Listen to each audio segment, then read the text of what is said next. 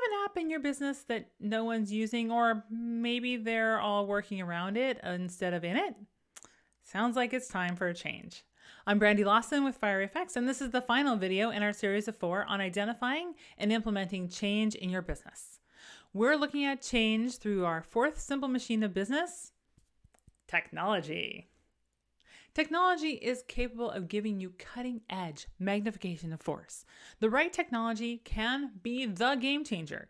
In fact, I believe technology is what levels the playing field and enables 3-person companies to compete with 50,000-person companies. But there are times when a piece of technology might be more of a hurdle than an on-ramp in your business. Recently, we helped a client that had set up Office 365 for their employees. But most of the employees, including the CEO, were working out of Gmail accounts, popping their email over so they could use that system instead. A clear red flag that the existing system isn't working if even the decision maker has hacked around the system. Never to fear, in the case of this client, we moved them to G Suite. But a change of app isn't always the right answer. Apps don't fix everything. Leveraging tech is only part choosing the right app. The other, equally critical part is how it gets used. Here at Fire Effects, as we were building our team, we had a great project management tool in place. But I found that I was still getting emails about tasks. There's nothing I hate more than to-do items in my inbox. Check out our last video series if you want to really hear me get my soapbox out about this. I'm very passionate about it. Anyhow, we had a system.